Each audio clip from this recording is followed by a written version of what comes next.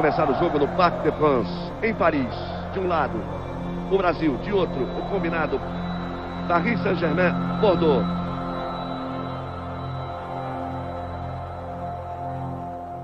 Uma semana antes dele morrer, teve o jogo Brasil-França no Parc des Princes, que ele deu o pontapé inicial. E que eu estava de repórter de campo. E foi a última vez que eu vi o Senna. E era programada uma foto que seria do Ayrton junto comigo, os dois possíveis tetras. O Brasil tetracampeão de futebol e o Ayrton Senna tetracampeão da Fórmula 1. Um tetra na Fórmula 1 era muito mais certo do que o tetra da seleção brasileira, porque Ayrton Senna, na melhor equipe do mundo, que era a Williams, era tetra garantido para nós. A gente vinha de 24 anos sem ganhar uma Copa do Mundo. Ganhamos em 70, então... E a gente fez tipo um pacto ali na hora, não, vamos ganhar, mas você também tem que ganhar o tetracampeonato. Aí a presença de Ayrton Senna não leva nenhum jeito para a coisa. Deu o pontapé inicial, vai voltar para a tribuna. Quando o Ayrton deu o pontapé inicial, ele saiu correndo, tem uma imagem dele que ele vai, e ele falou, ó, acelera daqui que eu acelero de lá, vamos acelerar junto. O Ayrton, quando ia correr no domingo, né, Gilmar? Parava, o Brasil inteiro parava. E eu, que não sou um fã número 1 de automobilismo, eu ficava em casa aos domingos, não saía de casa para ver o Ayrton Senna correr. Como se eu fosse ver um jogo de futebol, ver o Pelé atuando, um grande artista, um Zico, um grande jogador. E era realmente um fã do Ayrton Senna.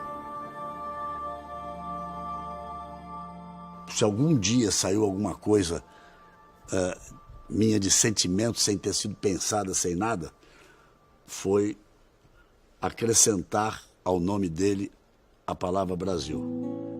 E a gente vê que não importa a região do país, o tamanho da cidade ou até a idade das pessoas, existe sempre alguém que ficou muito marcado pelo Ayrton. São milhares de recortes. Ele em Angra, ele viajando, ele de férias. Eu tenho tudo sobre ele, não só de Fórmula 1, sobre a vida particular, pessoal, familiar dele. Eu fui apanhando gosto. Eu tirava a página, punha lá, comprava Globo, Estadão, às vezes Folha de São Paulo, e o Jornal do Brasil, que foi um grande jornal também, né?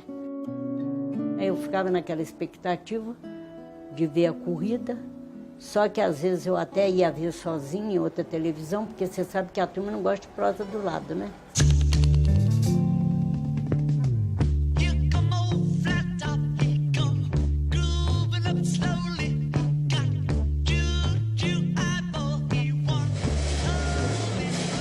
Aquele pôster, na verdade, eu só fui ter coragem de montar aquele quebra-cabeça muitos anos depois da morte dele, né? E eu coloquei lá porque é um simbolismo para mim, são as paixões. Né? A paixão pelos meus carrinhos antigos ali e a paixão pelo Ayrton Senna. Eu acho que o esmero daquela restauração, aquela perfeição, acho que tem tudo a ver com ele, que sempre procurou guiar de uma forma perfeita, sempre tentou buscar a perfeição em tudo que fazia.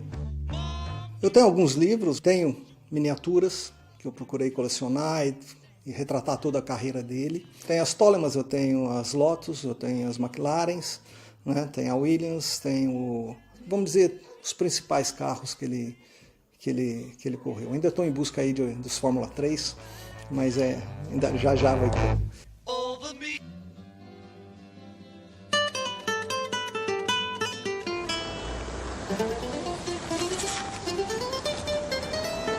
Ó, a gente tem um mural do Ayrton Senna, né? Tem o carro, a McLaren dele, um busto dele, né? Aqui, olha só, rapaz. Essa aqui que deu trabalho lá em Mônaco, aquela vez lá. Tem a foto dele levantando o troféu, lógico, né, cara? Tem as fotos do primeiro carro que ele guiou, que foi a Williams, no teste, eu tenho a foto. Tenho ele na Lotus. Olha a cara dele. Você acha que ele tá satisfeito ali? Eram manhãs assim que você podia dormir ao sábado, Senna tá largando lá para trás. Você pode acordar cedo, você pode tomar um bom café da manhã, que você vai ter garantia de um ótimo espetáculo. Eu não fazia programa algum quando tinha Fórmula 1. Tamanha era a paixão por Fórmula 1, tamanha era a paixão por acompanhar o Ayrton Senna. Ficava, não perdia nada, né? super-herói que a gente tinha quando criança, que nos trazia vitória, música e inspiração nas manhãs de domingo. Mas começou a me chamar a atenção como era um momento em que a minha família inteira se reunia como se estivesse assistindo um filme de ação. E o Ayrton teve essa capacidade de fazer nós, brasileiros, nos sentirmos orgulhosos de sermos brasileiros. Cada vez que ele enfrentava o primeiro mundo no que ele tinha de mais avançado e vencia. O Senna mudou um pouco as manhãs dos domingos da televisão brasileira. Não é que a audiência tenha duplicado, não. A audiência quase que triplicou. O que o Senna fez com o automobilismo é que ele transformou o automobilismo em futebol. Domingo era dia de clássico. Corria de kart por causa dele. Eu lembro que quando eu tinha a imagem de Ayrton Senna na minha vida, assim, eu falava para o meu pai que eu ia ser a primeira pilota de Fórmula 1 da história. Quando me tornei adolescente, comecei no kart. E estava vendo sempre os vídeos porque sabia que ele tinha começado no kart. Via como ele encarava a pilotagem, na verdade tentando imitá-lo.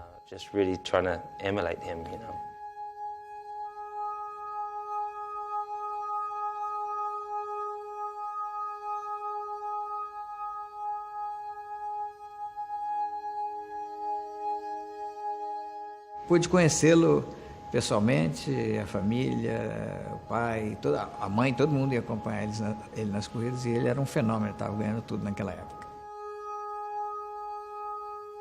Ele teve uma escola muito boa, né? Porque o pai dele deu a ele condições dele treinar muito.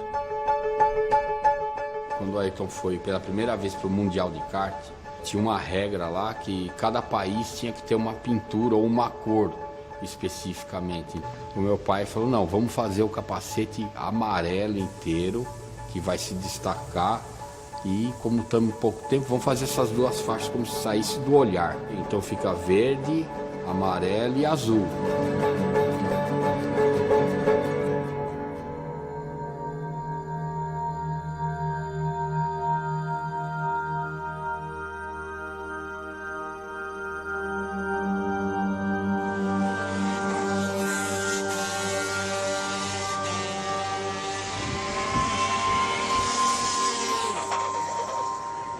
Fora do Brasil, o Fullerton foi o grande adversário do Ayrton e, na verdade, foi com quem talvez ele tenha travado as batalhas mais épicas que não são conhecidas, né?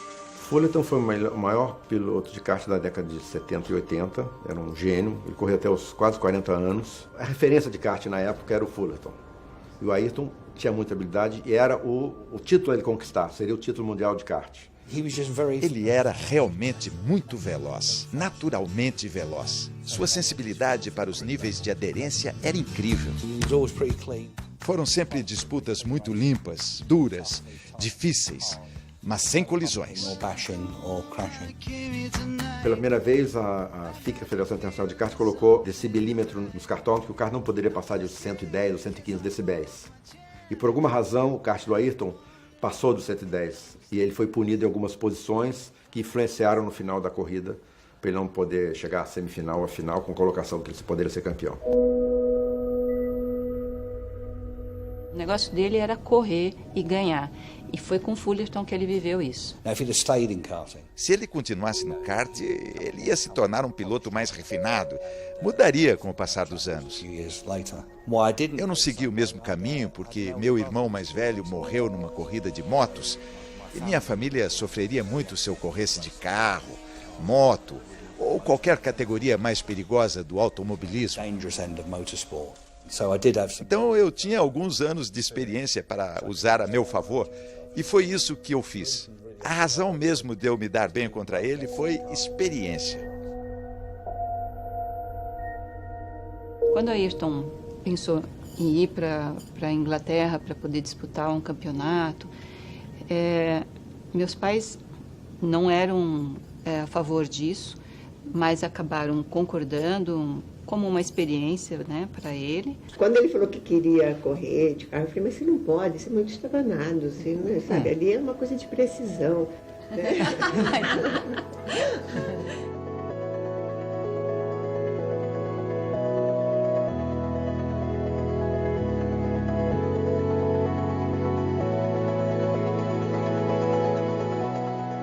Quando o Ayrton quis ir para a Europa, o Milton com o Ayrton foi no meu escritório aqui na Faria Lima e falou, e aí, o que você acha? Eu liguei para o Ralph Furman, que era dono da Vandime, e falei, Ralph, eu estou te mandando um brasileiro que vai ganhar o campeonato para você. Cuida bem dele. Mas não deu outra.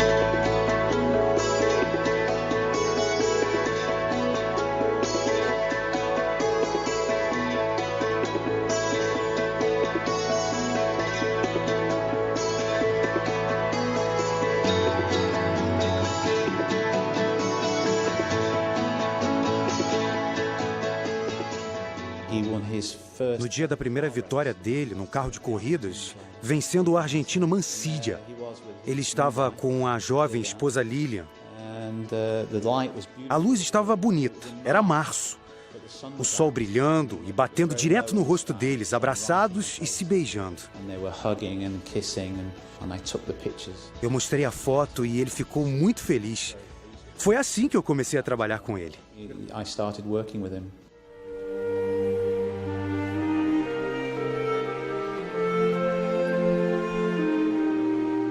Acho que o que de fato contribuiu para o casamento não dar certo foi o fato dele ser muito novinho e a Lilian também. Os dois foram muito novinhos para viver juntos, que já é uma mudança grande na vida de uma pessoa, e num país diferente. Eu sempre achei que ela não gostava da Inglaterra e também ficava muito nervosa com as corridas. Eu acho que isso foi um problema para eles.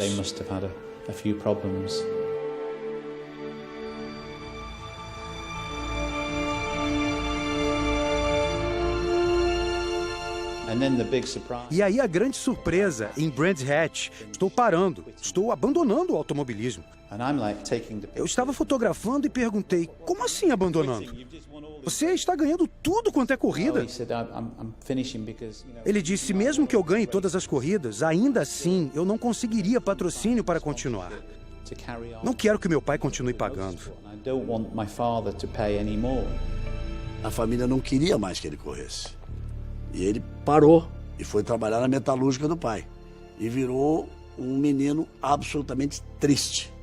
Voltou para os negócios da família e ele exercia tudo isso, só que sem brilho, como se fosse uma lâmpada apagada. Meus pais, vendo isso, chegaram à conclusão que era melhor deixar ele viver essa vida, que não é o que eles gostariam, mas era algo que era muito importante para o Ayrton. Eu estava em casa quando recebi um telefonema em fevereiro de 82. Estou de volta.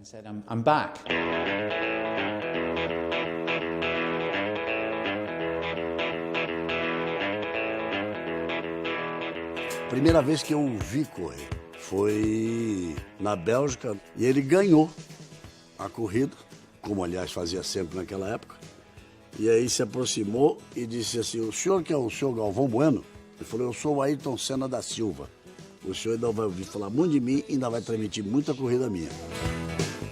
Eu nunca vi alguém com a confiança dele. É um negócio assim extraordinário. A gente pensa dia e noite em automobilismo, então a gente treina 2, 3 vezes por semana, às vezes 4. O Ayrton, como na época acontecia com a grande maioria dos pilotos brasileiros, não foi descoberto pelos brasileiros, foi descoberto pelos ingleses.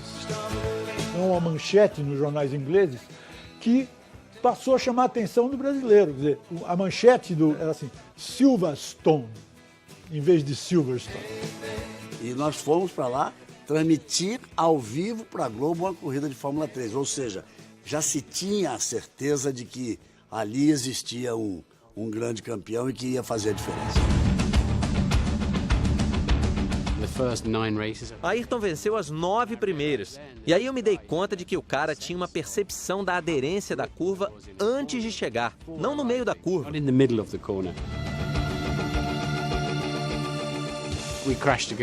Nós batemos. Um dia o carro dele veio parar nos meus ombros.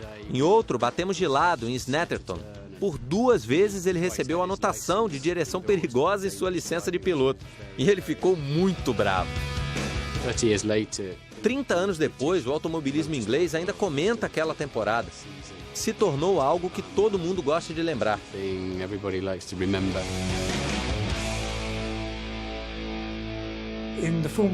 Na época da Fórmula 3, meus amigos da Fórmula 1 vinham ver e alguns diziam, ok, vamos esperar a Fórmula 1, ali vai ser muito mais difícil.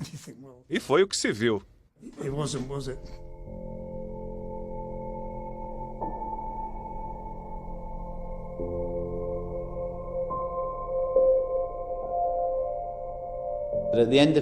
No final de 1983, o Frank Williams entrou em contato com ele e ofereceu um teste em Donington. Sem compromissos, só uma oportunidade dele testar um carro de Fórmula 1 pela primeira vez. Ali não teve como, né? Não ficar fã de uma pessoa que, com aquela idade que ele tinha, com aquela confiança toda, naquele momento dele ali.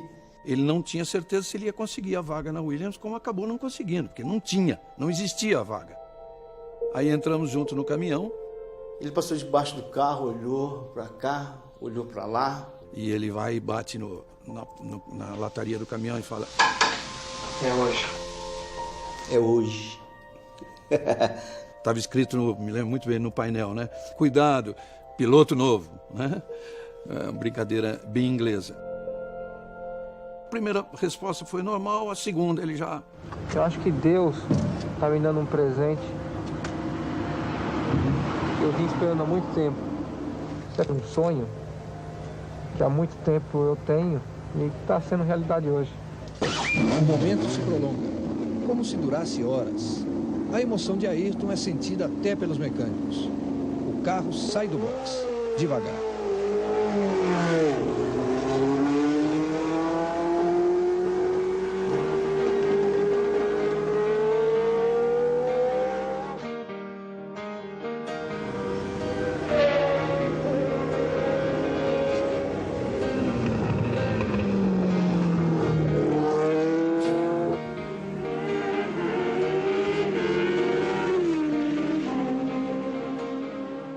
Eu fui em alguns trechos da pista e estava vendo esse cara, ele está mentindo, ele já andou de Fórmula 1 e não é a primeira vez. Assim que eu saí do box, eu achei uma potência enorme, mas com 2, 3 voltas eu já estava acostumando a pegar. Parece que não tem segredo nenhum. Não fechamos porque a gente devia ter contrato para 84, mas claramente Frank qualificou Ayrton como um piloto fora do comum. Seria um passo muito grande sair da Fórmula 3 e ir direto para uma grande equipe. Não seria nada fácil. Então Ayrton escolheu ir para Toleman, onde ele trabalharia com uma equipe menor. Foi uma entrada suave na Fórmula 1.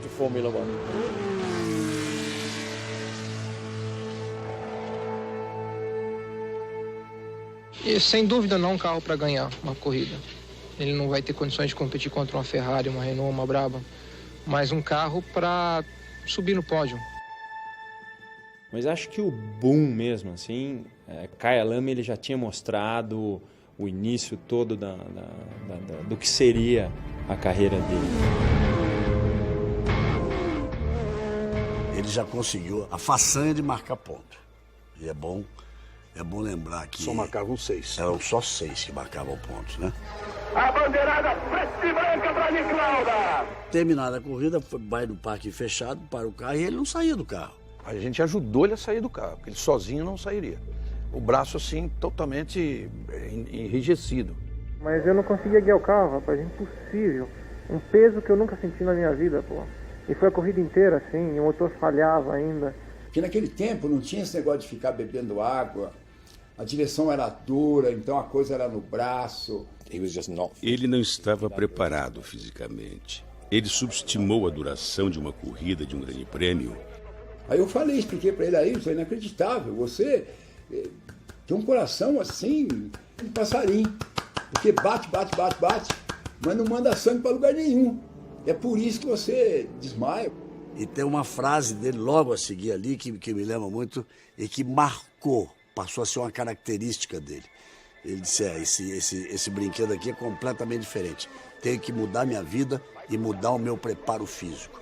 Começou a ser o ponto forte dele. Porque ninguém fazia trabalho. Ele foi o precursor da preparação física, mental, emocional na Fórmula 1. Bem, amigos da Rede Globo, a partir de agora, Estamos ao vivo da cidade de Monte Carlo, no Principado de Mônaco, onde daqui a pouco será corrida a 6ª etapa do Campeonato Mundial de Pilotos de Fórmula 1 em 1984. Ele, com uma Toleman, fez um estrago num grande prêmio memorável e aquilo despertou atenção. E acho que todo mundo que curtia a Fórmula 1 olhou um para a cara do outro e falou, opa, o cara é bom. Ayrton Senna está na 7ª fila. O Carlos tem dificuldade na largada. Mansell bateu quando liderava e Prost era o líder. Prost vai recuperar a ponta. Está mandando forte demais o Mansell. O Ayrton se segurando, vai para terceiro. Ele foi muito bem em Mônaco. Foi uma corrida incrível. E imediatamente nós percebemos que o Senna era especial. Vai tentando colocar do lado de fora.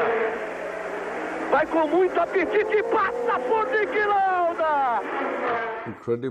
Incrivelmente rápido. Ele sabia o que estava fazendo. E daquele momento em diante, ninguém teve uma carreira tão fora do comum como ele. Dá um show em Monte Carlo brasileiro Ayrton Senna. Um tal de Jacques X, um belga, viu que o Alain Prost ia perder aquela corrida, aí resolveu dar uma ajudinha, né, ao francês e terminou a corrida. Vai ser dada a bandeirada para Prost. Ele lentamente vai parando. Então, o Ayrton passou direto. O fato de você olhar no rosto dele que ele não estava feliz naquele pódio de Mônaco com o 2º lugar na chuva mostra que ele procurava muito mais. O mais engraçado do Grande Prêmio foi depois, né? Tudo que aconteceu depois. A consequência. O fato da corrida ter se encerrado antes, ela dizia o regulamento, valeram os pontos pela metade. Se tivesse continuado a corrida 3 ou 4 voltas, já teria completado 75%, então ele somaria 9. Como ele somou 4,5, no final do campeonato, o Niki Lauda ganhou o campeonato dele, Prost, por meio ponto. Ou seja, se o Jack Hicks tivesse deixado seguir a corrida, o Ayrton teria conquistado a vitória naquela corrida. E o Prost teria feito 6 pontos. E o Prost seria pentacampeão do mundo.